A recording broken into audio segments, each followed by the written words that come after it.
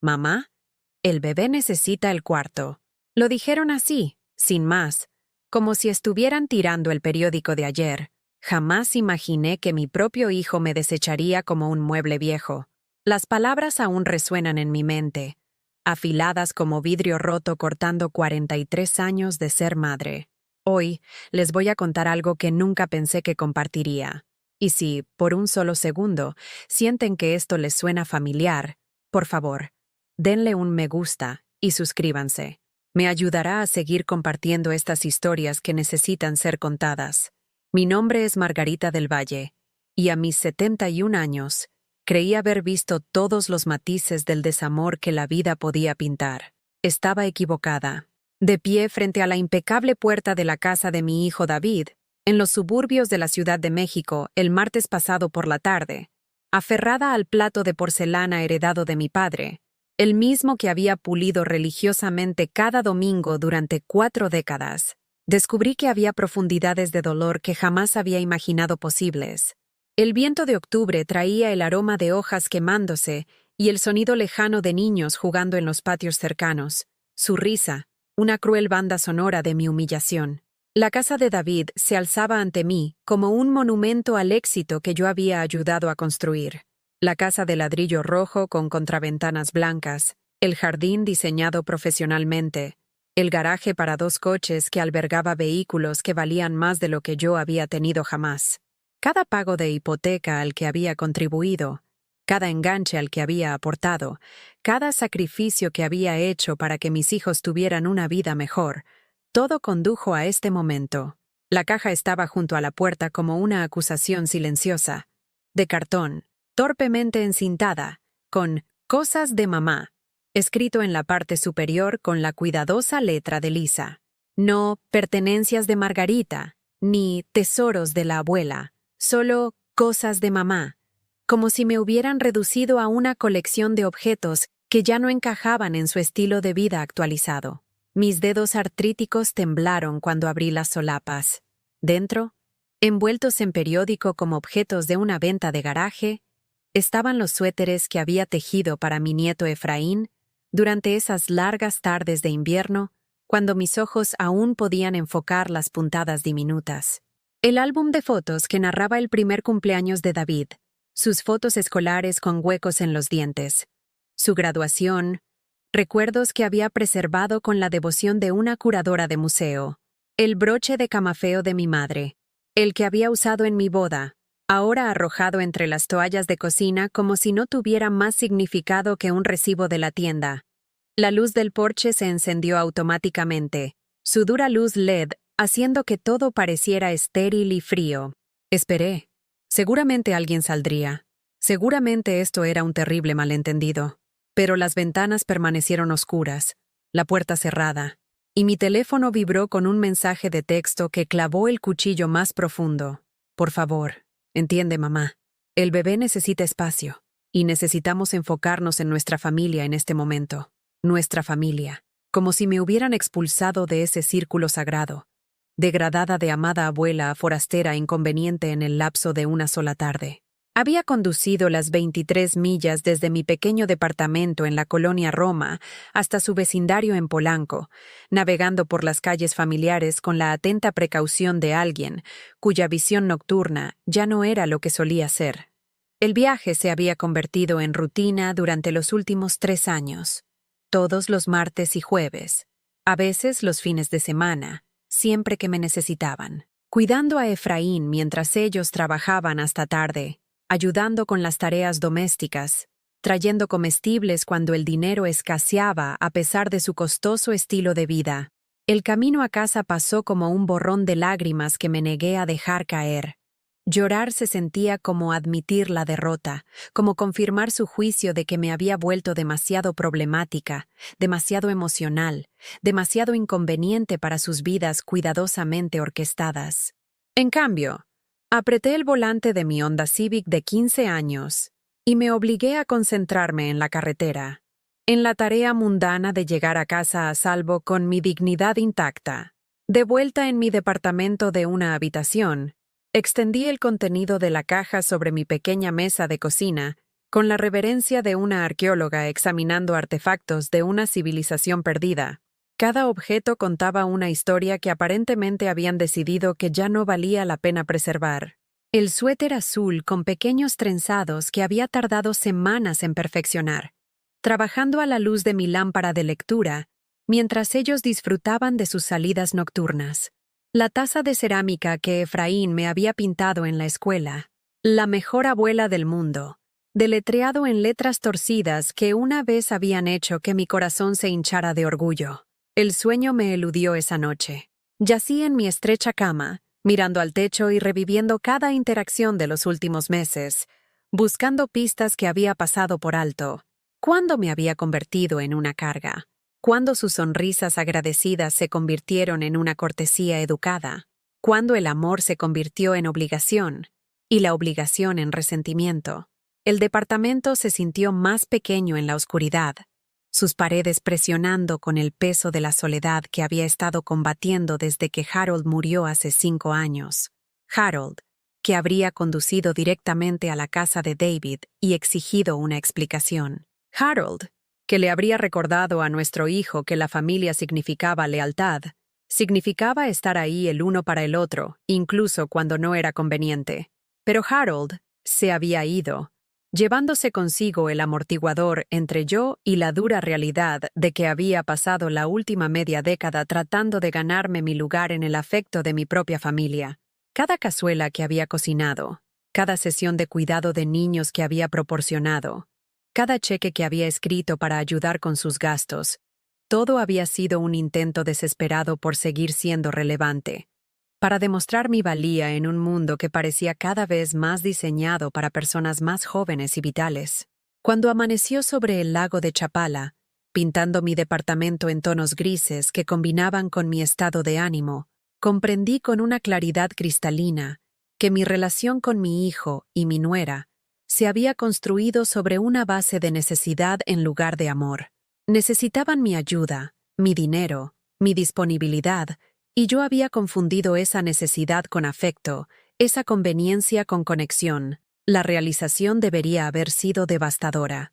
En cambio, se sintió como despertar de un largo y agotador sueño en el que había estado tratando de ganar algo que debería haberse dado libremente. El plato estaba sobre mi mostrador, captando la luz de la mañana, y por primera vez en años, sonreí sin forzarlo. Quizás era hora de dejar de pulir las expectativas de los demás y empezar a cuidar lo que realmente importaba. A la mañana siguiente, me senté en la mesa de mi cocina con una taza de café que se había enfriado, mirando la pila de estados de cuenta bancarios que había evitado mirar durante meses. Cada página contaba la misma historia, retiro tras retiro, todos marcados transferencia a David del Valle, o cheque, mal 247, David y Lisa. Los números se difuminaron. $2,000 para su hipoteca cuando David perdió su trabajo de ventas. $800 para la colegiatura privada de Efraín. $1,500 para las cuentas médicas de Lisa. $3,200 para sus vacaciones a Disneylandia que había visto a través de fotos de Facebook mientras comía sopa enlatada para la cena. $43,000. Eso fue lo que les había dado durante los últimos 3 años, drenando mi cuenta de ahorros de la póliza de seguro de vida de Harold hasta menos de $800. Harold había trabajado dobles turnos en la siderúrgica durante 37 años, con las manos permanentemente manchadas de grasa y la espalda encorvada por décadas de duro trabajo, todo para que yo tuviera algo con qué vivir después de que él se fuera. «Cuídate primero, Maggie», me susurró durante esas últimas semanas en el hospital. «No dejes que nadie se aproveche de tu buen corazón». Le prometí que no lo haría. Mentí. Mis dedos recorrieron la foto de boda descolorida en la repisa, Harold con su smoking rentado, yo con el vestido alterado de mi abuela, los dos sonriendo como si hubiéramos ganado la lotería. Habíamos construido nuestra vida en el South Side, con nada más que amor y determinación, reuniendo suficiente dinero para comprar una casita con goteras en el techo y una caldera que jadeaba durante los inviernos de la Ciudad de México. Cada centavo había sido contabilizado, cada compra cuidadosamente considerada. Nunca tuvimos mucho, pero tuvimos lo suficiente. Cuando David nació, pintamos su cuarto nosotros mismos. Harold trabajando noches y fines de semana para instalar nuevas ventanas y aislamiento. Le cosí sus cortinas a mano, pasando horas creando el tono perfecto de azul que nunca recordaría, pero que en ese momento había parecido tan importante. Ahorramos durante meses para comprarle su primera bicicleta, una Schwinn roja que encontré en una venta de garaje y que Harold había restaurado a la perfección en nuestro taller del sótano. La universidad había sido nuestro sueño para él, la oportunidad que nosotros nunca tuvimos. Tomé un trabajo nocturno en el restaurante, sirviendo café y pastel a los camioneros y a los trabajadores de turno nocturno, mientras Harold dormía entre su trabajo diurno y el mío. Comimos macarrones con queso durante meses, posponiendo el trabajo dental de Harold y mis gafas nuevas. Todo para que David pudiera tener sus libros y las cuotas de la residencia estudiantil. El día que se graduó con su título en Administración de Empresas, sentí que habíamos escalado el Everest juntos. Pero en algún momento, nuestros sacrificios se habían convertido en expectativas. David se había casado con Lisa, una mujer con gustos de champán y un salario que no podía cubrirlos del todo. Su boda había costado más de lo que Harold y yo habíamos gastado nunca en un coche, y de alguna manera nos encontramos contribuyendo a todo.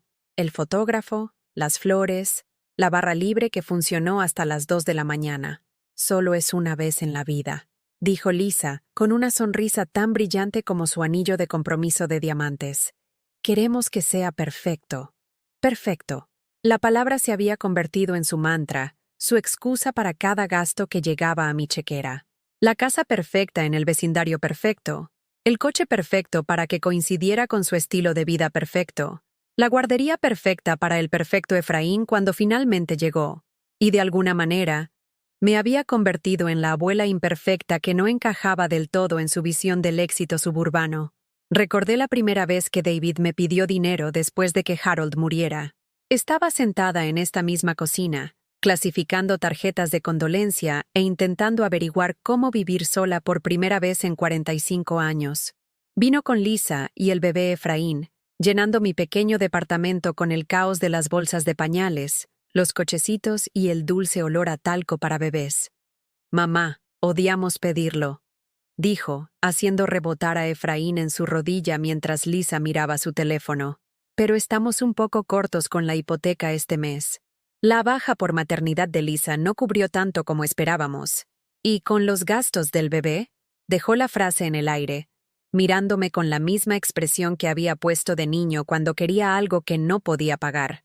Escribí el cheque sin dudarlo, diciéndome a mí misma que era lo que Harold habría querido, lo que se suponía que hacían los abuelos. Los abrazos agradecidos y las promesas de pagarme se sintieron como amor, como propósito, como prueba de que todavía importaba en sus ocupadas vidas. Pero los pagos nunca llegaron. En cambio, las peticiones se multiplicaron. Unos cientos aquí, para los servicios públicos, 1000 allá para reparaciones de automóviles, siempre presentados como emergencias que no podían esperar, contratiempos temporales que se resolverían una vez que llegara el próximo cheque de comisión de David o la promoción de Lisa. Había aprendido a guardar mi chequera en mi bolso, lista para resolver cualquier crisis que los hubiera traído a mi puerta. El patrón se había vuelto ritualista. Llegaban con actualizaciones sobre sus vidas, las perspectivas laborales de David, el club de lectura de Lisa, los hitos del desarrollo de Efraín, y gradualmente dirigían la conversación hacia su última presión financiera. Escuchaba con la atención practicada de alguien que había aprendido a leer entre líneas, a entender que sus visitas eran transacciones disfrazadas de tiempo familiar. «No pediríamos si no fuera importante», decía Lisa, con su voz transmitiendo el estrés justo para hacerme sentir culpable por tener ahorros mientras ellos luchaban. «Sabemos que entiendes lo difícil que es llegar a fin de mes en estos días». Pero yo no luchaba. Había aprendido a vivir con menos, a comprar en tiendas de descuento y a recortar cupones, a hacer que el dinero del seguro de vida de Harold rindiera lo máximo posible. Había renunciado a mis cenas semanales en el restaurante griego donde Harold y yo solíamos celebrar pequeñas ocasiones. Dejé de comprar el buen café que disfrutaba cada mañana, Cancelé mi suscripción al club de lectura que había sido mi única salida social. Cada sacrificio se había sentido noble, evidencia de mi amor y dedicación a la familia. El punto de ruptura llegó hace 3 meses, aunque había sido demasiado orgullosa para admitirlo en ese momento. A Efraín le habían diagnosticado una leve dificultad de aprendizaje que requería tutoría especial. Nada grave, solo un poco de ayuda adicional con la lectura que costaría $200 al mes. Lisa me llamó llorando, explicando cómo el seguro no lo cubriría, cómo no podían permitirse que su hijo se quedara atrás en la escuela. «Es tu nieto, mamá», dijo David cuando dudé por primera vez en 3 años. «¿No quieres que tenga todas las ventajas?» Por supuesto que sí. Escribí el cheque. Luego llamé al consultorio de mi médico para cancelar mi propia cita con el especialista que había estado monitoreando mi afección cardíaca. El copago era de $200 y me convencí de que los dolores en el pecho probablemente eran solo estrés, que podía esperar unos meses más para las pruebas que mi médico había recomendado. La ironía no se me escapaba ahora. Había estado dispuesta a arriesgar mi propia salud por la educación de Efraín, pero ellos no habían estado dispuestos a arriesgar su propia comodidad por mi dignidad básica. Habían tomado mi dinero, mi tiempo, mi apoyo incondicional. Y cuando finalmente necesité algo de ellos, solo una habitación para vivir, solo un lugar al que pertenecer, literalmente pusieron mis pertenencias en una caja y las dejaron en la puerta. El sol de la mañana entraba a raudales por la ventana de mi cocina, iluminando los motes de polvo que danzaban en el aire como pequeñas acusaciones. Me había concentrado tanto en ser necesaria que había olvidado preguntar si me querían. Había confundido su desesperación con afecto, su gratitud con amor, sus promesas con compromiso. ¿Me usaron? La pregunta se formó en mi mente como un peso físico, instalándose en mi pecho con la certeza de algo que siempre había sabido, pero que me negaba a reconocer. Claro que me habían usado. Cada dólar que les había dado se había extraído con la precisión de un cirujano removiendo un tumor, siempre con la anestesia emocional justa para hacer que el procedimiento fuera soportable. La peor parte no era el dinero. Era darme cuenta de que nunca me habían visto como una persona digna de consideración, solo como un recurso que administrar, y finalmente, descartar cuando mi utilidad expirara. Había pasado 3 años compitiendo con sus gastos, esperando demostrar que era lo suficientemente valiosa para ganarme su amor, sin entender que el amor no se podía comprar con transferencias bancarias ni con servicios de niñera. Mi teléfono vibró con un mensaje de texto de Lisa. «Mamá, ¿podemos hablar? Creo que ha habido un malentendido». Miré el mensaje hasta que la pantalla se oscureció. Luego dejé el teléfono a un lado sin responder. Algunos malentendidos eran en realidad claridad disfrazada. Las señales habían estado ahí durante meses. Pequeños cortes de papel a mi dignidad que había desestimado como estrés o coincidencia. Como la forma en que Lisa abría la puerta cuando llegaba para mis visitas programadas, con su sonrisa tensa y ensayada, que nunca llegaba a sus ojos. «Oh, Margarita, llegaste temprano», decía, incluso cuando llegaba exactamente a la hora acordada. El énfasis en mi nombre en lugar de mamá había comenzado sutilmente, pero ahora se sentía como una pared que había construido entre nosotras, ladrillo a ladrillo. O la forma en que David echaba un vistazo a su reloj cuando yo estaba a la mitad de una frase, contando historias sobre el abuelo de Efraín, su propio padre, que había escuchado una docena de veces antes. «Eso es bueno, mamá», decía, con su atención ya desviada hacia su teléfono, la televisión, o cualquier cosa que no requiriera que reconociera que yo era una persona con experiencias que valían la pena compartir. Mi cumpleaños número 72 había pasado hace 3 semanas en completo silencio. Ni una tarjeta, ni una llamada, ni siquiera un mensaje de texto. Estaba sentada en mi departamento esa noche, mirando el pequeño pastel que me había comprado en la tienda de comestibles, preguntándome si de alguna manera me había equivocado de fecha. Pero el calendario era claro. 15 de octubre, la misma fecha que Harold había circulado con tinta roja durante 45 años.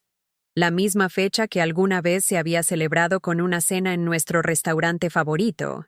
y regalos cuidadosamente elegidos que demostraban que alguien había estado prestando atención a mis gustos y disgustos. Llamé a David a la mañana siguiente, tratando de sonar casual. ¿Sabías que ayer fue mi cumpleaños?, pregunté, odiando lo necesitada que sonaba, lo desesperada que estaba por ser reconocida.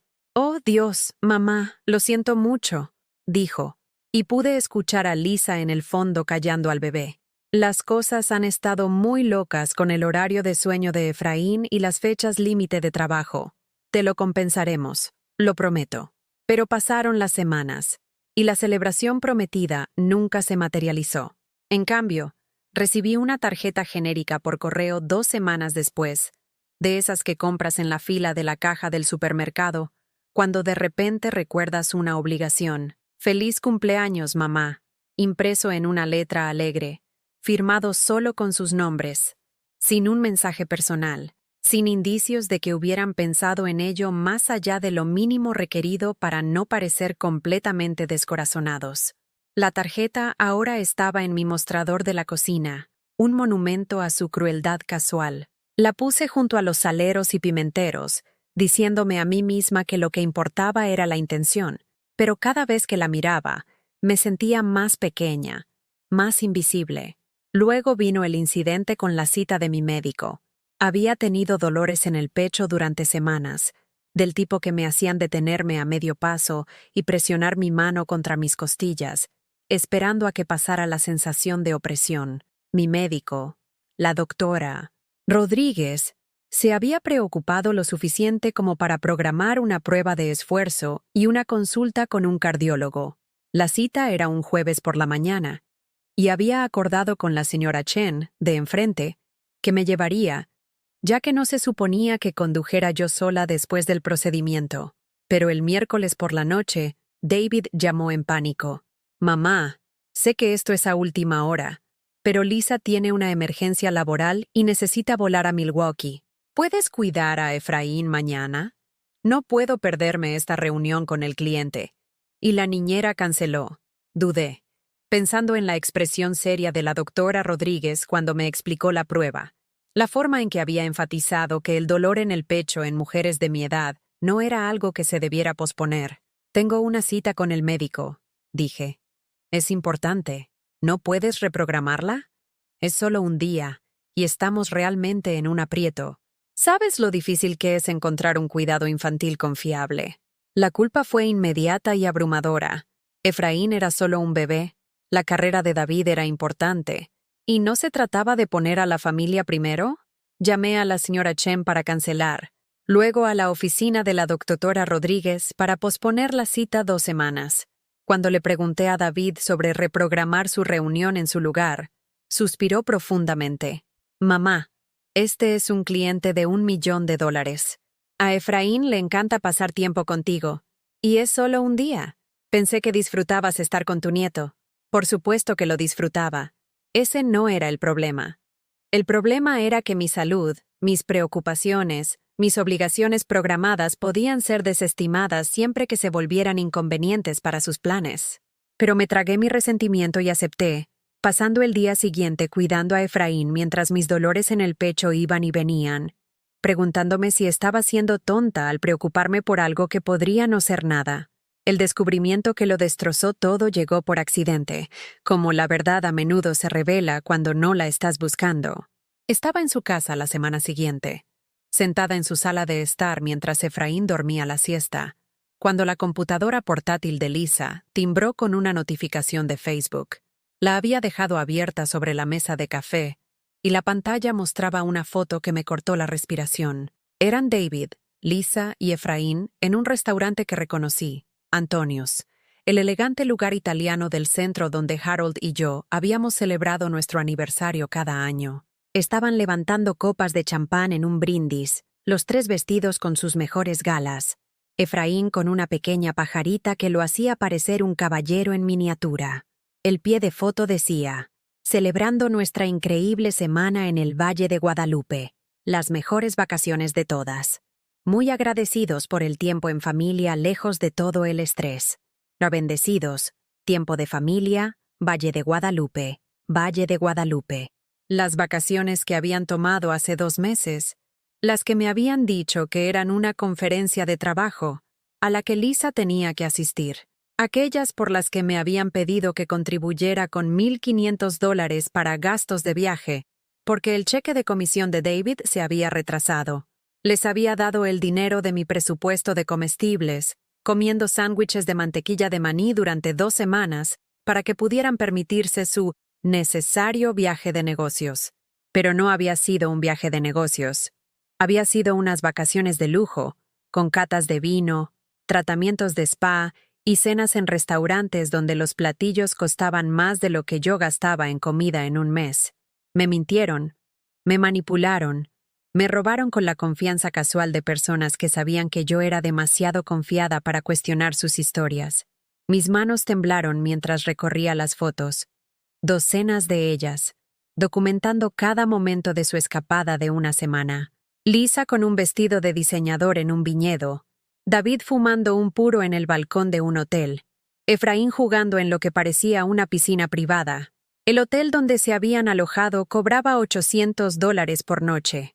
Lo busqué más tarde, atormentándome con las matemáticas de su engaño.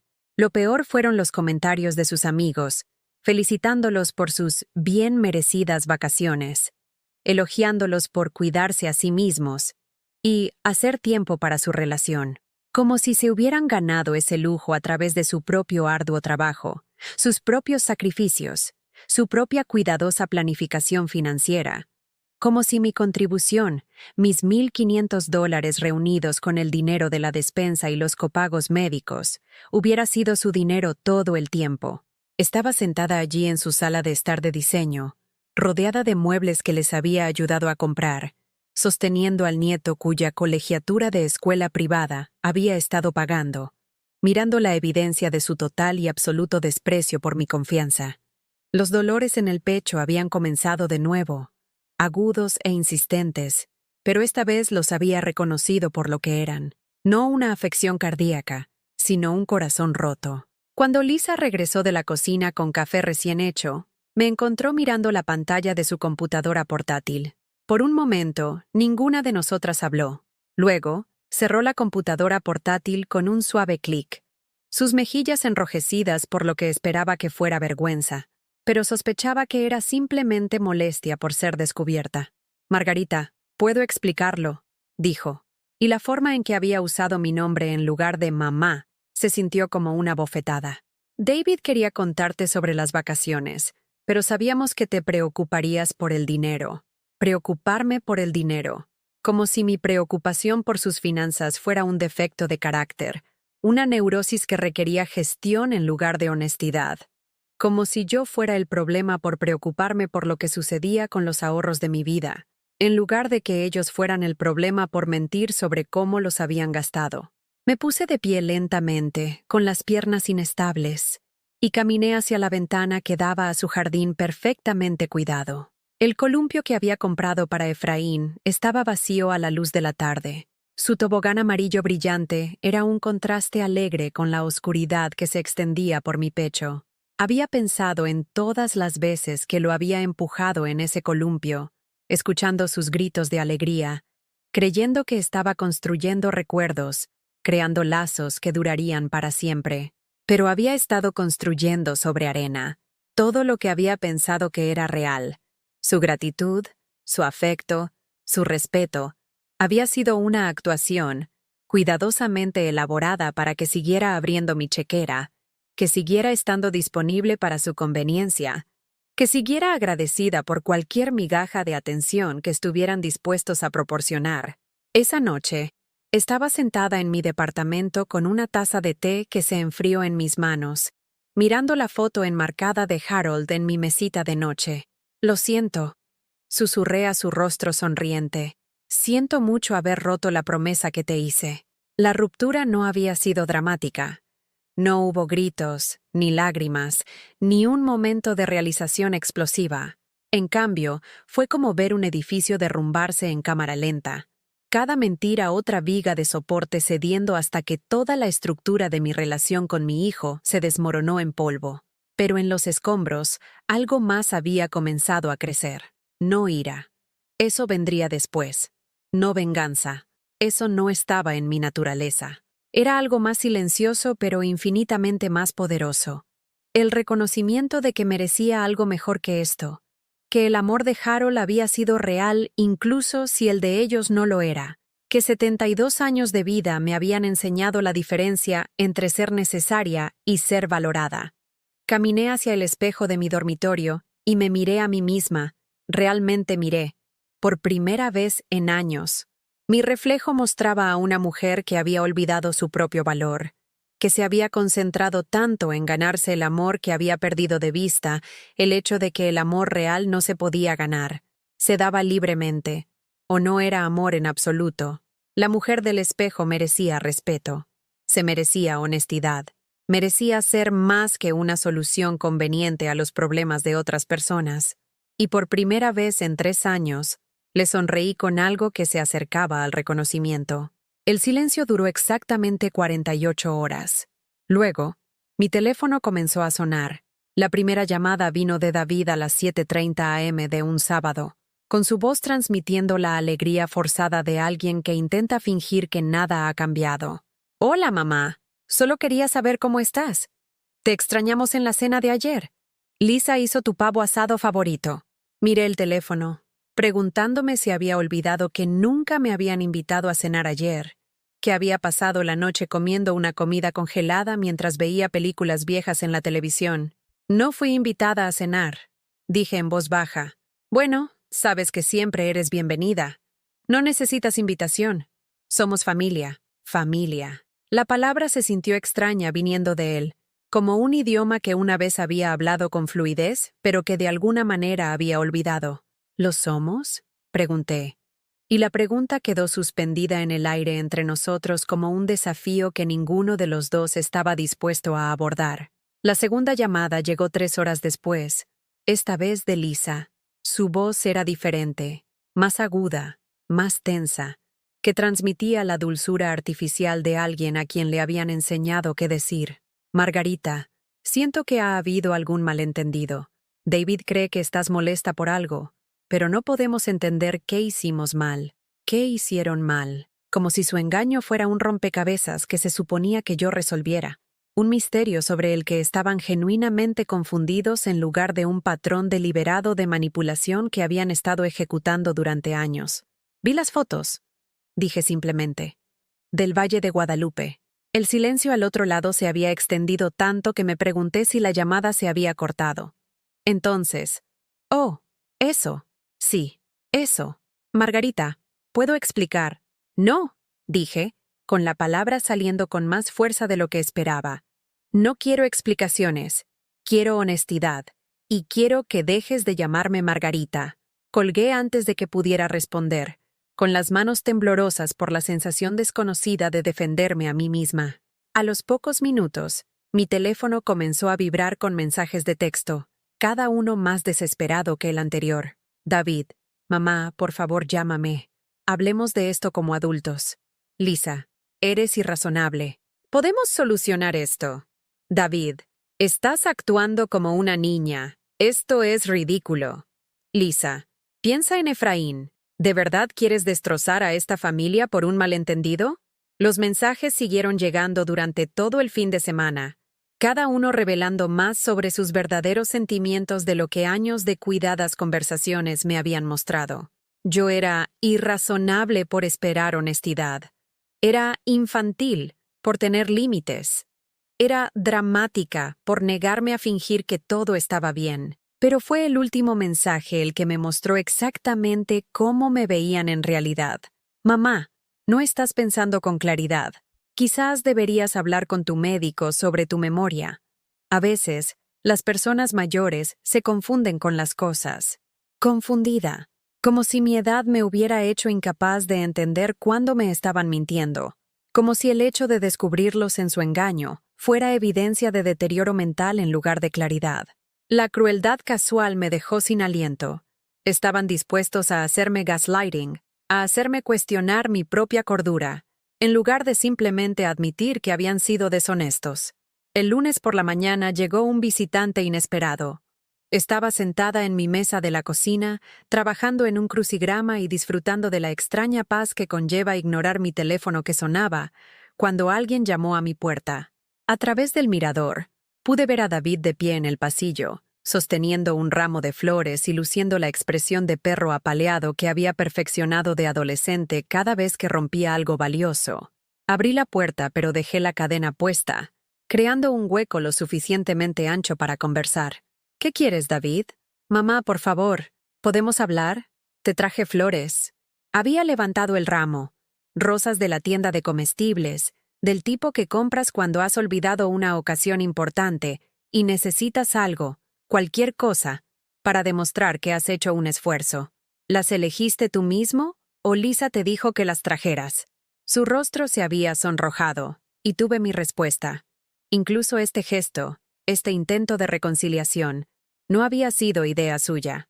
Había sido orquestado, coreografiado, otra actuación diseñada para manipularme y obligarme a cumplir.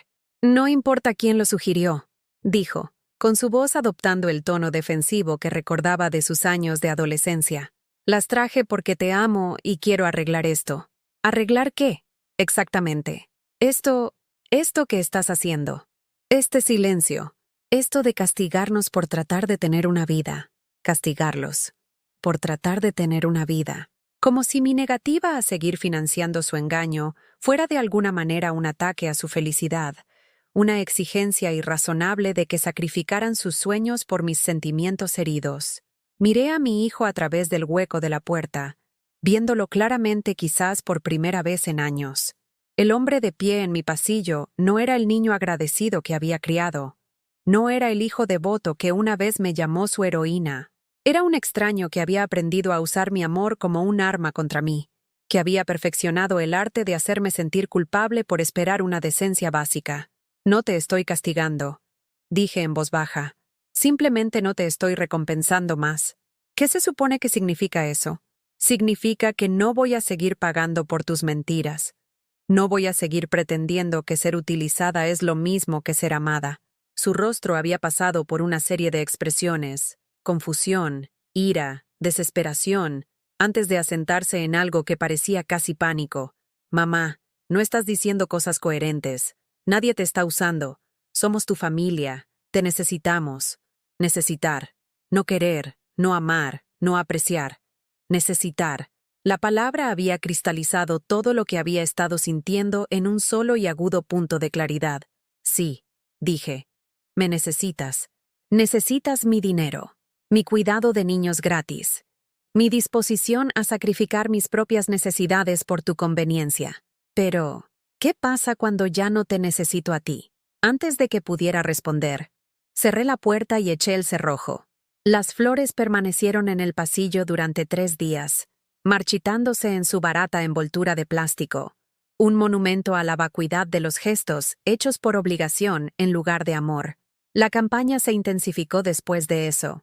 Lisa comenzó a llamar todas las mañanas exactamente a las 8 a.m., siempre con la misma frase de apertura: creo que necesitamos hablar. Cuando dejé de responder, comenzó a dejar mensajes de voz, cada uno más emocional que el anterior. Margarita, esto está matando a David. No puede dormir, no puede comer. Está muy preocupado por ti. Eres egoísta. Piensa en lo que esto le está haciendo a Efraín. Sigue preguntando dónde está la abuela. Sé que estás dolida, pero también nos estás haciendo daño a nosotros. ¿Es realmente esto lo que quieres? La culpa fue casi abrumadora. Había pasado 72 años poniendo los sentimientos de los demás antes que los míos, priorizando su comodidad sobre mi verdad, sus necesidades sobre mi dignidad. El impulso de devolverles la llamada, de disculparme, de volver al patrón familiar de ser necesitada en lugar de valorada, había sido casi irresistible. Pero luego recordé las palabras de Harold de aquellos últimos días en el hospital.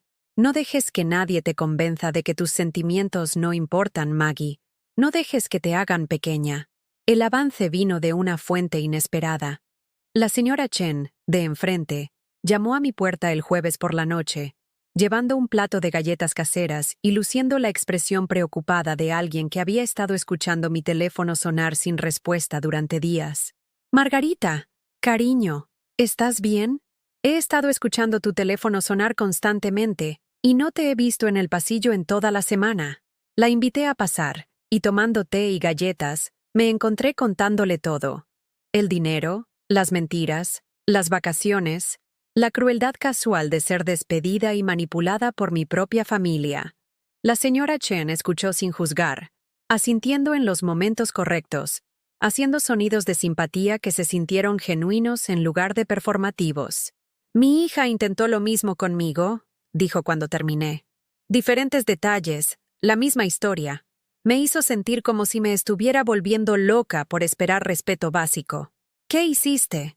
Dejé de responder sus llamadas, dejé de enviar dinero, dejé de estar disponible cada vez que necesitaba una niñera, un préstamo o alguien a quien culpar de sus problemas. Sonrió, y fue la primera expresión genuinamente cálida que había visto en semanas. La mejor decisión que tomé en mi vida. ¿Pero no te sentiste sola? Por un tiempo. Pero sola y respetada es mejor que rodeada y utilizada. Ella reaccionó con el tiempo, pero en diferentes términos. Términos que incluían tratarme como un ser humano en lugar de como una cuenta bancaria con sentimientos. Esa conversación había cambiado algo fundamental en mí. Me había dado cuenta de que mi miedo a estar sola se había utilizado en mi contra, que mi desesperación por mantener la conexión me había cegado al hecho de que lo que había estado manteniendo no era conexión en absoluto, sino explotación disfrazada de obligación familiar. A la mañana siguiente, hice algo que nunca antes había hecho. Apagué mi teléfono. El silencio fue profundo, casi impactante en su totalidad. Por primera vez en 3 años, desayuné sin interrupciones. Leí el periódico sin culpa. Me di un baño largo sin preguntarme qué crisis requeriría mi atención inmediata. Redescubrí el ritmo de mis propios pensamientos, la paz de mi propia compañía, la noción radical de que mi tiempo me pertenecía. Pero incluso cuando abracé este nuevo silencio, supe que era temporal. Escalarían, encontrarían nuevas formas de presionarme, nuevos botones que pulsar. La campaña para mi sumisión estaba lejos de terminar. Solo me había dado tiempo para prepararme para la verdadera batalla que se avecinaba. El primer no llegó más fácilmente de lo que esperaba. Era martes por la mañana, y había estado sentada en la tranquilidad de mi departamento durante 4 días, con el teléfono aún apagado, cuando sonó el teléfono fijo. Había olvidado que incluso lo tenía. El viejo teléfono de disco que Harold había insistido en conservar en caso de emergencias. El sonido fue discordante, inusual, como escuchar un idioma que una vez conocí pero que rara vez usaba. ¿Margarita? La voz de Lisa estaba tensa por la frustración apenas contenida. He estado tratando de contactarte durante días. Tu celular va directo al buzón de voz. Lo apagué, dije simplemente, maravillándome de lo firme que sonaba mi voz. ¿Por qué harías eso? ¿Qué pasa si hay una emergencia? ¿Qué tipo de emergencia? La pregunta pareció tomarla por sorpresa. Bueno, cualquier cosa podría pasar. ¿Qué pasa si Efraín se enferma? ¿Qué pasa si David te necesita? Entonces llamarían al 911, o a un médico, o se encargarían ustedes mismos, como adultos. El silencio se extendió entre nosotras, cargado con el peso de una relación que se había construido sobre la suposición de que siempre estaría disponible, siempre dispuesta a dejar todo por su conveniencia. Había pasado 3 años entrenándolos para que me trataran como su servicio de emergencias personal, y ahora estaba cambiando las reglas sin permiso. Margarita, necesitamos hablar sobre lo que ha estado pasando. Esto no es propio de ti. No, dije. Y la palabra se sintió como respirar hondo después de haberla contenido durante años. Esto es exactamente como yo. Simplemente no has estado prestando atención. Estás siendo ridícula. Somos familia. Las familias se ayudan. ¿Cuándo fue la última vez que me ayudaste? Otro silencio. Pude escuchar su respiración. Casi podía verla buscando una respuesta que no revelara el desequilibrio fundamental en nuestra relación. Nosotros te invitamos a cenar. Cuando necesitas una niñera, te incluimos en las festividades. Cuando necesitas a alguien que traiga comida y limpie después, nos preocupamos por ti. Cuando necesitas dinero, Cada respuesta se había dado con calma, sin ira ni acusaciones, solo una declaración de hechos. Pero pude escuchar el impacto en su aguda inhalación, la forma en que su voz se volvió más aguda y más defensiva. Eso no es justo, Margarita. Estás torciendo todo. No estoy torciendo nada. Simplemente ya no estoy fingiendo. ¿Fingiendo qué? Que ser utilizada es lo mismo que ser amada. Colgó sin decir una palabra más. Estaba sentada allí sosteniendo el teléfono, escuchando el tono de marcar, sintiendo algo que no había experimentado en años. Alivio. La conversación había sido difícil, pero también había sido honesta. Por primera vez en nuestra relación, había dicho lo que realmente quería decir, en lugar de lo que pensaba que ella quería escuchar. El segundo no llegó esa tarde. David había aparecido en mi puerta de nuevo, esta vez sin flores, con el rostro enrojecido por el tipo de ira justa que sugería que había estado construyendo su argumento durante horas. «Mamá, esto ya es suficiente», dijo antes de que incluso abriera por completo la puerta. «Lisa está desconsolada. ¿Estás destruyendo a esta familia por qué? ¿Por algunos sentimientos heridos?» «No estoy destruyendo nada», dije, sin apartarme para dejarlo entrar.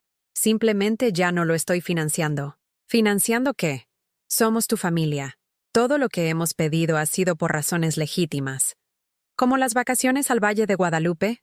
Su rostro se puso pálido, luego rojo, luego pálido de nuevo. Eso fue una vez, un error. Fue una mentira, una de muchas. Bien, mentimos. No deberíamos haber mentido, pero sabíamos que te preocuparías por el dinero y necesitábamos un descanso. Somos padres jóvenes. Estamos estresados. Merecíamos unas vacaciones. Con mi dinero. No fue tanto. Fueron $1,500. Fue el dinero de mi despensa por 2 meses. Me miró como si estuviera hablando en un idioma extranjero. Tienes mucho dinero. El seguro de papá. Es mío, interrumpí. Es mi seguridad, mi red de seguridad, mi futuro. No es tu herencia para gastar mientras sigo viva. Nadie dijo que fuera una herencia. Solo pensamos que nos amas. La gente ayuda a la gente que ama. Y las personas que te aman no te mienten, no te manipulan, no te hacen sentir culpable por tener límites. Límites. Dijo la palabra como si supiera mal. ¿Desde cuándo tienes límites con la familia? Desde que me di cuenta de que la familia deberían ser las personas que más los respetan, no las personas que más los violan. Fue entonces cuando se enfadó. Realmente enfadó. No la frustración interpretativa que había estado mostrando, sino una rabia genuina por haber desafiado sus suposiciones. ¿Sabes qué? Tal vez nos equivocamos contigo. Tal vez no eres la madre generosa y cariñosa que pensamos que eras. Tal vez solo eres una amargada anciana que siente envidia de la felicidad de los demás. Las palabras golpearon como golpes físicos, cada una cuidadosamente elegida para herir, para hacerme dudar de mí misma, para impulsarme a volver al cumplimiento a través de la vergüenza y la culpa. Hace una semana habrían funcionado. Hace una semana me habría disculpado, habría abierto mi chequera, habría hecho lo que fuera necesario para demostrar que no era la amargada anciana que me había acusado de ser, pero algo había cambiado. La mujer que había estado dispuesta a sacrificar su propia atención médica por su conveniencia se había ido, reemplazada por alguien que recordaba lo que se sentía al tener valor más allá de su utilidad para los demás. Si esperar honestidad me hace amargada, dije en voz baja, entonces supongo que soy amargada. Si tener límites me hace poco generosa, entonces soy poco generosa. Si negarme a que me mientan me hace poco amorosa, entonces soy poco amorosa. Mamá, ¿y si eso es realmente lo que piensas de mí? Entonces tal vez deberías preguntarte por qué sigues tratando de obtener dinero de alguien a quien le tienes tan poca respeto. Cerré la puerta antes de que pudiera responder, pero lo escuché de pie allí durante varios minutos, respirando con dificultad, probablemente tratando de averiguar qué le había pasado a la madre complaciente que había dado por sentado durante tanto tiempo. El tercer no llegó a la mañana siguiente, y fue el más difícil de todos. Estaba sentada en mi mesa de la cocina, trabajando en una lista de compras y maravillándome de cuánta comida podía comprar cuando no estaba complementando el presupuesto de otra persona, cuando una vocecita llamó a través de mi puerta. «¿Abuela? ¿Estás ahí?» Efraín. Mi corazón se encogió al escuchar su voz, aguda y dulce y completamente inocente de la manipulación de sus padres. Abrí la puerta y lo encontré de pie en el pasillo con Lisa, su pequeña mano agarrada a la de ella, sus ojos muy abiertos con la confusión de un niño que no entendía por qué su abuela había desaparecido repentinamente de su vida. «Abuela», dijo, lanzándose a mis piernas con el entusiasmo de un niño de 4 años que había extrañado a alguien importante. «¿Dónde has estado? Te hice un dibujo». Me tendió un trozo de cartulina, cubierto de garabatos de crayón que podrían haber sido flores o fuegos artificiales, o podrían haber sido la representación abstracta de la alegría pura. En la parte inferior, con la cuidadosa letra de Lisa, estaban las palabras «Te quiero, abuela». «Es precioso, cariño», dije, arrodillándome a su nivel, respirando el olor familiar de la infancia, cera de crayón, chucherías de fruta y la dulzura particular de alguien que aún no había aprendido a ocultar sus sentimientos. «¿Puedes venir a mi partido de fútbol el sábado?», preguntó con los ojos brillantes de esperanza. «Papá dijo que podrías estar muy ocupada, pero le dije que nunca estás demasiado ocupada para mí». Miré a Lisa, que estaba de pie detrás de él con una expresión de inocencia calculada, e inmediatamente entendí lo que estaba pasando. Lo habían traído aquí sabiendo que no podría decir que no, sabiendo que mi amor por mi nieto era la única arma que aún les quedaba en su arsenal. «Efraín, cariño», dijo Lisa con una tristeza perfectamente fingida. «La abuela ha estado muy ocupada últimamente. Quizás no pueda venir a tu partido, pero siempre viene a mis partidos», protestó, mirando entre nosotras con la incipiente comprensión de que algo no estaba bien. «¿Ya no me quieres, abuela?». La pregunta casi me rompió. Este niño hermoso e inocente estaba siendo utilizado como un peón en la manipulación emocional de sus padres, enseñado a cuestionar mi amor porque me había negado a seguir financiando las mentiras de sus padres. Estaban dispuestos a confundirlo, a hacerle sentir rechazado y no amado, en lugar de simplemente decirle la verdad sobre por qué había estado ausente de sus vidas. «Te quiero más que a nada en el mundo», dije, tomando su carita en mis manos. «Pero no puedo venir a tu partido este fin de semana». «¿Por qué no?». Miré a Lisa, que me observaba con la quietud depredadora de alguien esperando que se activara su trampa. Contaba con mi incapacidad de lastimar a este niño, mi falta de voluntad para que sufriera por el comportamiento de sus padres. «¿Por qué?», dije con cuidado. «A veces los adultos necesitan tener conversaciones sobre cosas importantes. Y hasta que tu mami y tu papi y yo terminemos de hablar, no podré pasar tiempo contigo como solía hacerlo». «¿Estás enfadada con ellos?». «No estoy enfadada, cariño. Solo me estoy cuidando». «¿No quieres cuidarme a mí también?». La pregunta había sido devastadora en su simplicidad, su total falta de comprensión sobre la compleja dinámica que había conducido a este momento, pero también había sido esclarecedora. Me había dado cuenta de que la mejor manera de cuidarlo era dejar de permitir el comportamiento de sus padres, dejar de enseñarle que el amor se podía comprar, vender y manipular. «Siempre querré cuidarte», dije. «Pero ahora mismo, la mejor forma en que puedo hacerlo es enseñar a tus padres cómo tratar con respeto a las personas que aman». Besé su frente, le devolví su dibujo y cerré suavemente la puerta. El sonido de su llanto me siguió hasta mi departamento. Cada sollozo era un cuchillo en mi pecho, pero sabía que había hecho lo correcto. Esa noche, llamé a la señora Chen. «Necesito hacer algo por mí», dije, algo que nunca antes había hecho. «¿Qué es eso, cariño?». «Necesito recordar quién era yo antes de convertirme en su solución para todo». La señora Chen se quedó callada por un momento. «Eso suena como un buen punto de partida». A la mañana siguiente, fui al banco y abrí una nueva cuenta, una a la que solo yo tenía acceso, una que protegería el resto del dinero del seguro de Harold de mis propios impulsos generosos. También pedí una cita con un asesor financiero, Alguien que pudiera ayudarme a entender con qué podía vivir y qué necesitaba ahorrar para mi propio futuro.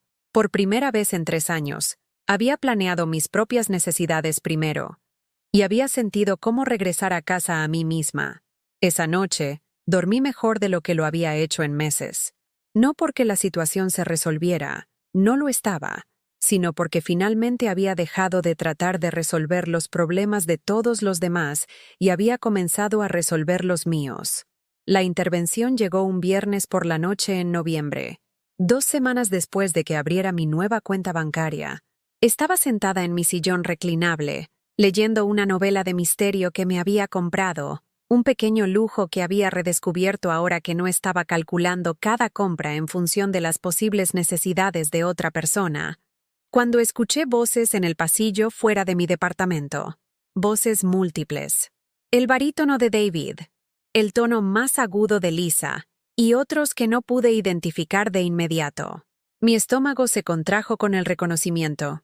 Esto estaba planeado, orquestado, diseñado para abrumarme con números y presión emocional hasta que capitulara.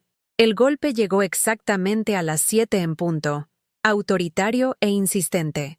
Cuando abrí la puerta, me encontré frente a lo que solo podía describirse como un tribunal. David y Lisa estaban en el centro, flanqueados por la madre de Lisa, Sharon, una mujer que nunca antes había mostrado mucho interés en mi existencia, y el primo de David, Marcos, que dirigía una firma de planificación financiera y, al parecer, había sido reclutado como su testigo experto. «¿Mamá?», dijo David, con la voz que transmitía el tono cuidadoso de alguien que había ensayado este momento. «Necesitamos hablar, todos nosotros, sobre lo que ha estado pasando». «No hay nada que discutir», dije, sin apartarme para dejarlos entrar. «He dejado clara mi postura. Eso es exactamente de lo que queremos hablar», dijo Lisa, dando un paso adelante con la confianza de alguien que se había preparado para esta confrontación. «Creemos que podrías estar tomando algunas decisiones que no entiendes del todo». «Entiendo perfectamente». «¿De verdad?». Sharon habló por primera vez, con su voz que transmitía la preocupada condescendencia de alguien a quien le habían informado sobre su papel. «Margarita, querida, David y Lisa están preocupados por ti. Creen que podrías estar luchando con algo de confusión». Confusión. La palabra quedó suspendida en el aire como un arma cargada, con sus implicaciones claras como el cristal. Estaban cuestionando mi capacidad mental, sugiriendo que mi negativa a seguir financiando su estilo de vida era evidencia de deterioro cognitivo en lugar de una toma de decisiones racional. «No estoy confundida», dije en voz baja. «Probablemente estoy pensando con más claridad de lo que lo he hecho en años». «Entonces, ¿por qué estás haciendo esto?». La voz de David se quebró con lo que sonaba como desconcierto genuino. «¿Por qué nos estás castigando por preocuparnos por ti?». «No estoy castigando a nadie. Me estoy protegiendo». «¿De qué?», exigió Lisa. «¿De tu propia familia? ¿De gente que te ama? ¿De gente que me usa?». Las palabras cayeron en el silencio como piedras en agua tranquila, creando ondas de conmoción e indignación. Marcos se movió incómodo, claramente desprevenido ante este nivel de franqueza. La boca de Sharon se abrió y se cerró sin sonido. La cara de David pasó por una serie de expresiones antes de asentarse en la indignación herida. «¿Usarte?», dijo. «Mamá, eso es algo terrible que decir.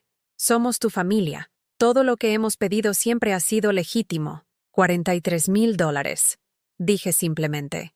«Eso es lo que me han quitado en los últimos 3 años. $43,000 del dinero del seguro de vida de su padre».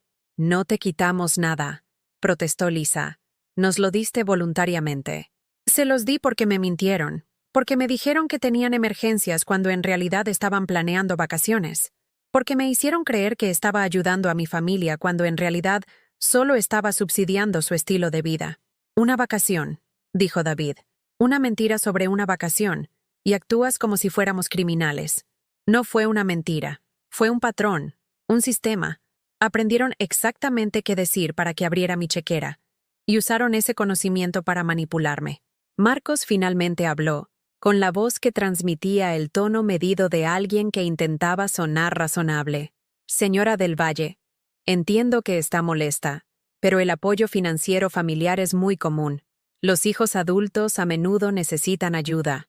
Los hijos adultos que piden ayuda no mienten sobre para qué la necesitan. Lo interrumpí. No presentan lujos como necesidades. No manipulan a sus padres para que elijan entre su propia atención médica y los gastos de sus nietos. ¿Qué atención médica?, preguntó David, frunciendo el ceño con lo que parecía una confusión genuina. La prueba de estrés que pospuse para poder cuidar a Efraín cuando tuviste tu reunión emergente con el cliente. La que aún no he reprogramado porque he estado demasiado ocupada gestionando sus crisis. ¿Pospusiste la atención médica? Por primera vez, David pareció realmente consternado. ¿Por qué no nos lo dijiste? Porque dejaron claro que sus necesidades eran más importantes que las mías. Porque han pasado 3 años entrenándome para priorizar su conveniencia por encima de mi propio bienestar. Eso no es... comenzó. Luego se detuvo, con su rostro pasando por la confusión, la comprensión, y algo que podría haber sido vergüenza. Pero Lisa no había terminado. Margarita, estás siendo dramática. Nadie te pidió que pospusieras la atención médica. Elegiste hacerlo porque querías ayudar a tu familia. Eso es lo que hacen las abuelas. No, dije, sintiendo algo frío y duro instalarse en mi pecho. Eso es lo que hacen las abuelas cuando están siendo sistemáticamente manipuladas por personas que han aprendido a explotar su amor. ¿Explotar? La voz de Sharon se elevó con indignación. Margarita, esa es una acusación horrible. Estos hijos te aman. ¿De verdad? Miré a cada uno de ellos a su vez. David, ¿cuál fue mi último cumpleaños? Yo... Miró a Lisa, con pánico parpadeando en sus rasgos. Octubre algo. 15 de octubre. Hace 3 semanas. Nadie llamó. Nadie visitó. Recibí una tarjeta de la farmacia por correo 2 semanas después. Hemos estado ocupados. Han estado ocupados durante 3 años. Pero nunca han estado demasiado ocupados para llamar cuando necesitaban dinero. La verdad de esto flotaba en el aire entre nosotros. Imposible de negar o desviar. Pude ver el momento en que David se dio cuenta de cómo se veía, cómo su patrón de contacto se correlacionaba casi perfectamente con sus necesidades financieras. Lisa, continué, ¿cuál es mi segundo nombre? Yo parecía genuinamente aterrorizada. No, ¿por qué importa eso? Es Rosa, por mi abuela, la mujer cuya porcelana me convencieron de vender el año pasado para ayudar con su enganche. No te convencimos de que vendieras nada, protestó Lisa. Ofreciste. Ofrecí porque dijiste que estabas desesperada. Porque lloraste por lo difícil que era encontrar una vivienda asequible con buenas escuelas. Porque me hiciste sentir culpable por tener cosas que necesitabas más que yo. Sí necesitabas reducir tus gastos. Intervino Marcos, claramente tratando de ser útil. Las personas mayores a menudo tienen demasiadas cosas. No soy mayor, dije bruscamente. Tengo 72 años y soy perfectamente capaz de administrar mis propias posesiones. Vendí la porcelana de mi abuela porque me llevaron a creer que era la diferencia entre que mi nieto tuviera un buen distrito escolar o no. Lo era, dijo David. No podíamos pagar esa casa sin mi herencia, terminé. Sin las cosas que me dejó mi abuela, que me dejó mi madre, que me dejó Harold. Sistemáticamente me han convencido de renunciar a todo lo que me conectaba con mi pasado para que pudieran tener un futuro mejor. El silencio que siguió fue ensordecedor. Pude verlos procesando esto, entendiendo quizás por primera vez cómo sus solicitudes individuales se habían sumado a algo mucho más grande y más perjudicial. Te lo pagaremos, dijo David finalmente. Todo. Estableceremos un plan de pagos. No quiero tu dinero, dije. Quiero tu respeto. Quiero conversaciones honestas. Quiero que me traten como a un ser humano, en lugar de como un recurso para ser administrado. Te respetamos, dijo Lisa, pero su voz carecía de convicción. No, no lo hacen. Respetan mi utilidad.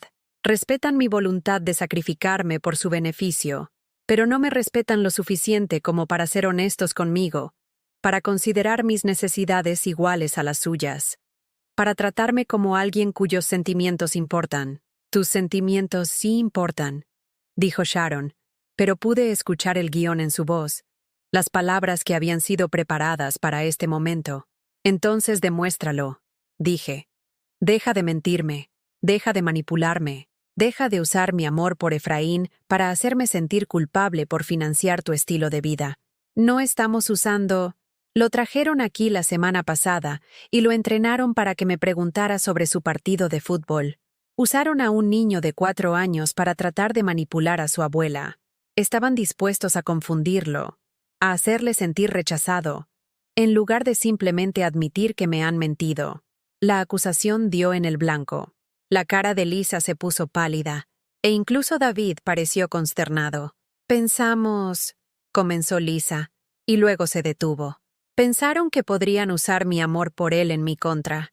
Pensaron que estaría dispuesta a sacrificar mi propia dignidad antes que dejar que sufriera por su comportamiento. Solo queríamos que las cosas volvieran a la normalidad, dijo David, con la voz apagada. ¿Normal?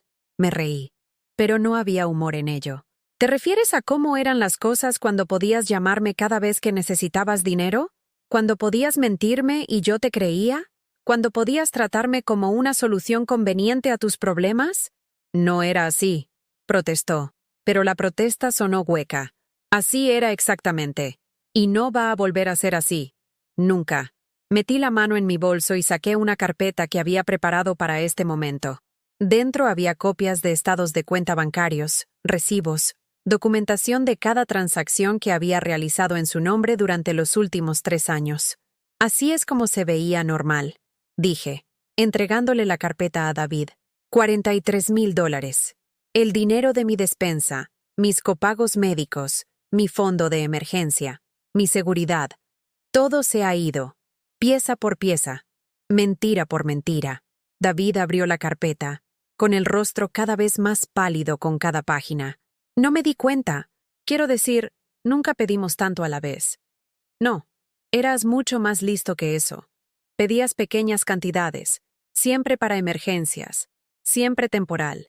Hicieron que cada solicitud pareciera razonable, aislada, insignificante, pero se sumó a toda mi seguridad financiera. Te lo pagaremos, dijo de nuevo, pero esta vez sonaba desesperado. ¿Con qué? Aún no me has pagado el primer préstamo hace 3 años. Aún no has devuelto ni un solo dólar del dinero que te he dado. Lo haremos.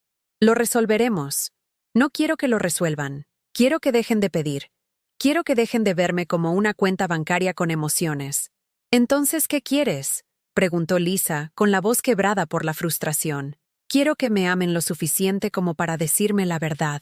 Quiero que me respeten lo suficiente como para tratar mis necesidades como iguales a las suyas. Quiero que valoren mi presencia en sus vidas por lo que soy, no por lo que puedo hacer por ustedes. Sí te amamos, dijo David, con lágrimas que comenzaban a formarse en sus ojos. Entonces demuéstrenlo. Dejen de mentirme. Dejen de manipularme. Dejen de usarme. ¿Y si hacemos eso?, preguntó. Si cambiamos, si lo hacemos mejor, volverás. ¿Volverás? Miré a mi hijo, a este hombre al que había criado y amado y por el que me había sacrificado, y me di cuenta de que la respuesta a su pregunta determinaría no solo nuestra futura relación, sino el tipo de persona que iba a ser por el resto de mi vida. No lo sé, dije honestamente, pero sí sé que no volveré a ser como antes. Esos días terminaron, y con eso cerré la puerta, dejándolos sentados con los restos de la relación que habían dado por sentada durante tanto tiempo. El silencio que siguió no se parecía a nada que hubiera experimentado en mi vida adulta. No el vacío hueco del abandono, sino la profunda quietud de un espacio finalmente despejado del ruido que había estado haciéndose pasar por conexión. Por primera vez en 3 años, mi teléfono no sonaba con solicitudes disfrazadas de emergencias. Mi buzón no estaba lleno de facturas que no eran mías para pagar. Mi calendario no estaba dictado por las crisis de otras personas. Estaba sola, pero no estaba sola. Hay una diferencia entre esos 2 estados que nunca antes había comprendido. La soledad es el dolor de extrañar algo que necesitas, mientras que la soledad es la paz de tener todo lo que requieres.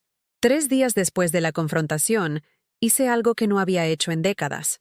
Me compré flores.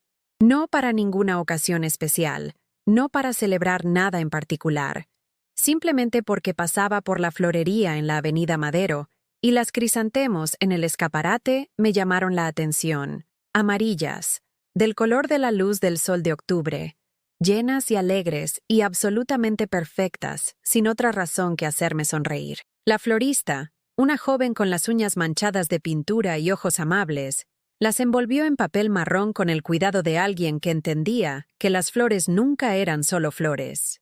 ¿Ocasión especial?, preguntó mientras ataba el ramo con hilo de cáñamo. Sí, dije, sorprendiéndome de la certeza en mi voz. Me estoy celebrando a mí misma. Sonrió como si supiera exactamente lo que quería decir. Esas son las mejores celebraciones. Las llevé a casa como un trofeo. Las arreglé en el jarrón favorito de Harold, el de cerámica azul que había estado guardando para ocasiones especiales que nunca parecían llegar, y las puse en mi mesa de la cocina, donde pudiera verlas todas las mañanas. Transformaron el espacio. Lo hicieron sentir menos como un lugar donde simplemente existía, y más como un lugar donde realmente vivía. Esa tarde, llamé a la doctora Rodríguez y programé la prueba de esfuerzo que había pospuesto hacía meses. La recepcionista tenía un hueco la semana siguiente, y cuando me preguntó si necesitaba reprogramar si surgía algún conflicto, dije algo que nunca antes había dicho. No, esta cita es mi prioridad. Los resultados de la prueba fueron normales. Mi corazón estaba bien, más fuerte de lo que le había dado crédito, dijo la doctora Rodríguez con una sonrisa. A veces, lo que interpretamos como problemas cardíacos son en realidad síntomas de estrés. ¿Cómo ha estado durmiendo últimamente? Mejor que en años, respondí honestamente. ¿Y sus niveles de estrés? Mucho más bajos. Hice algunos cambios en mi vida. Buenos cambios, por lo que parece. Los mejores cambios. Con la ansiedad médica resuelta, me encontré con algo que no había tenido en años. Tiempo. Tiempo real. No los momentos fragmentados entre crisis. No las horas robadas entre las necesidades de otras personas. Días enteros se extendían ante mí, en blanco y llenos de posibilidades. Empecé poco a poco. Me reincorporé al club de lectura de la biblioteca que había dejado hace 3 años, cuando las reuniones mensuales chocaban con mi horario de niñera. El grupo estaba leyendo Los 7 maridos de Evelyn Hugo, y descubrí que tenía opiniones sobre la literatura que iban más allá de lo que sería útil que otras personas escucharan. Tenía pensamientos, ideas, preguntas que no estaban relacionadas con la tarea o los problemas de nadie más. Margarita, tienes una perspectiva tan interesante sobre las decisiones de Evelyn, dijo Dorotea, la coordinadora de mucho tiempo del grupo. Deberías considerar dirigir nuestra discusión el próximo mes. Yo, liderando algo. La sugerencia era tan extraña que casi me reí.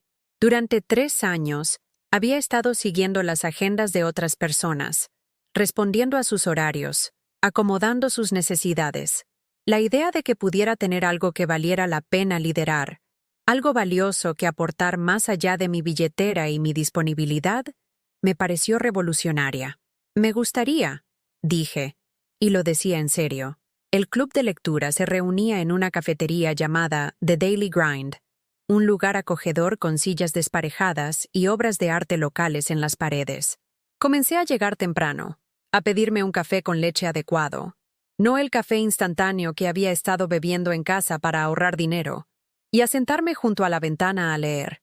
El barista, un estudiante universitario llamado Sam, comenzó a reconocerme, a preguntar sobre mis libros, a recomendarme nuevos títulos. «Estás leyendo cosas pesadas», dijo una tarde, mirando la biografía de Eleanor Roosevelt en la que había estado trabajando.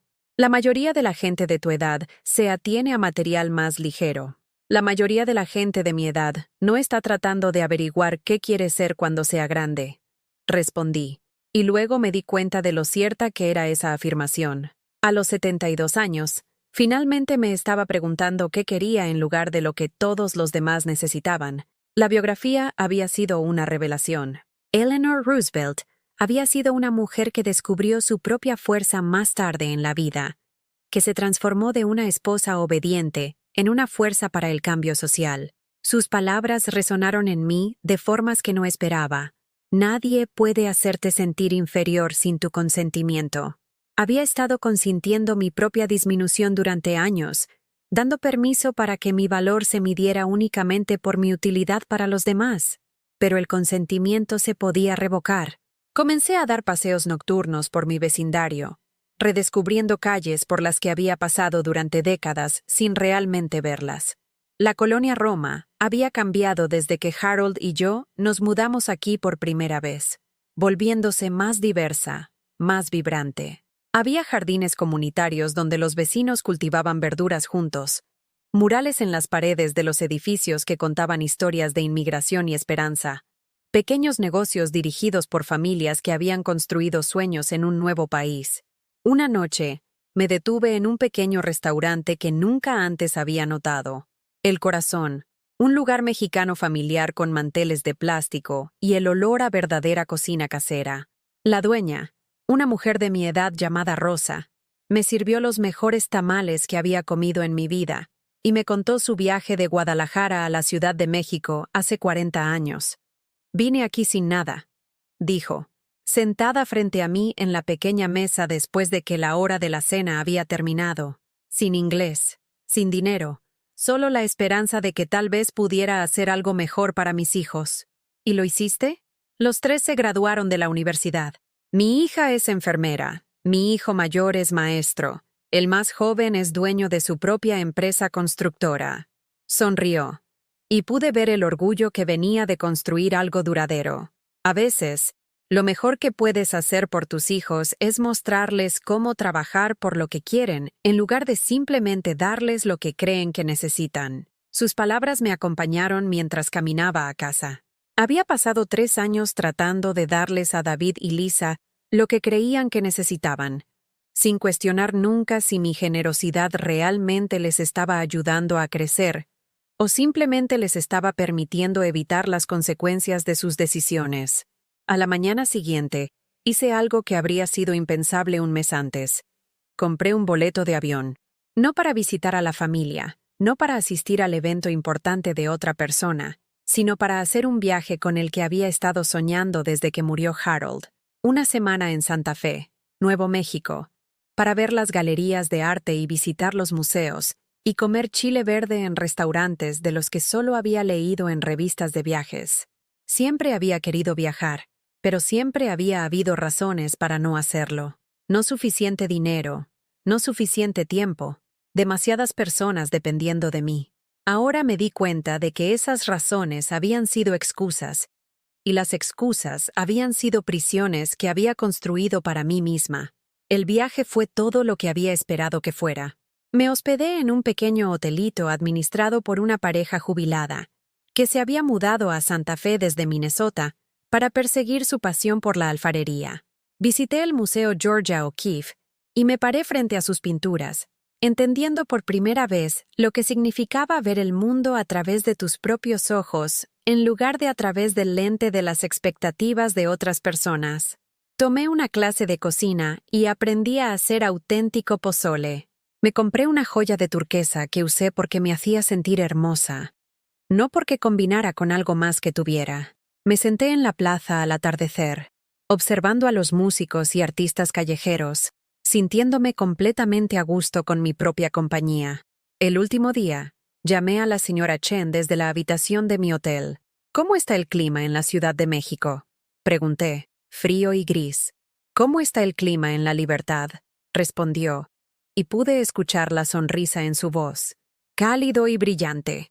Creo que voy a extender mi viaje unos días. Me parece bien. ¿Alguna noticia de David o Lisa? Han llamado algunas veces. Han dejado mensajes.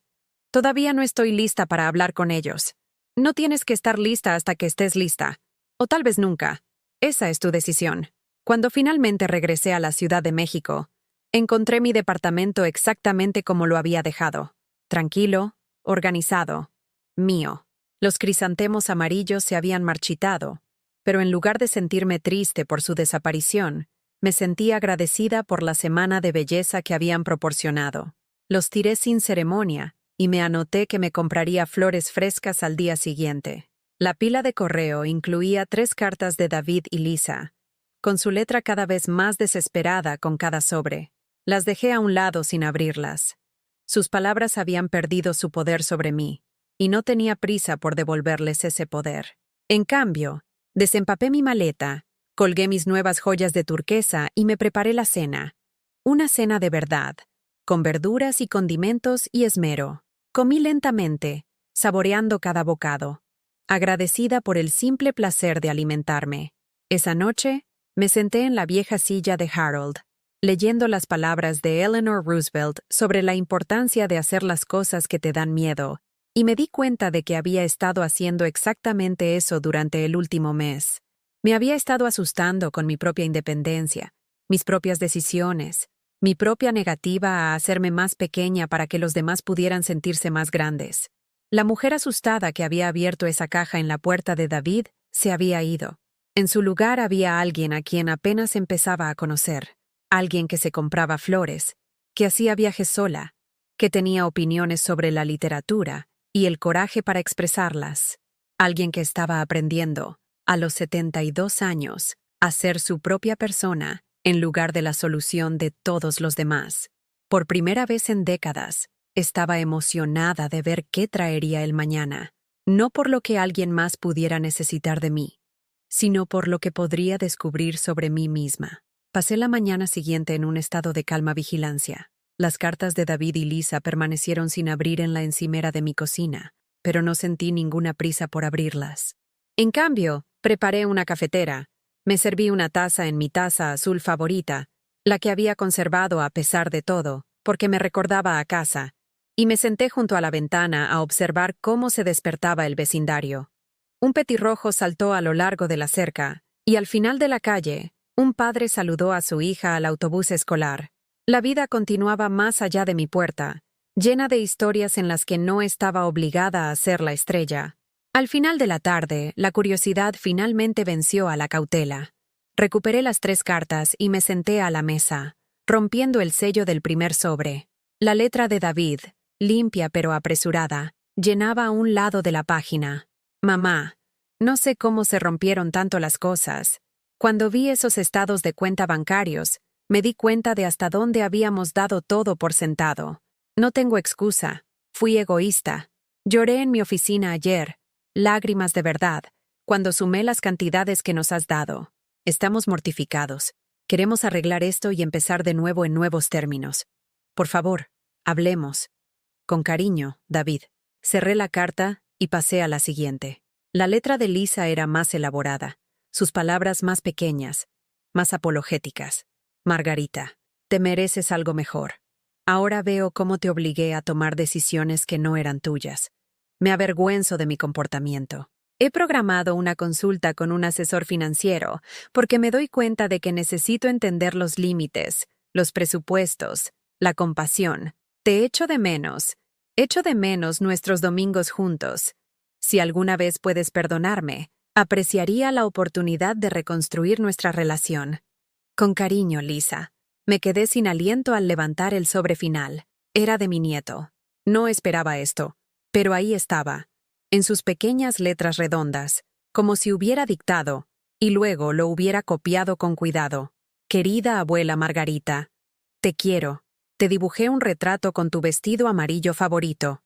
¿Lo recuerdas? ¿Vendrás a mi obra el próximo viernes?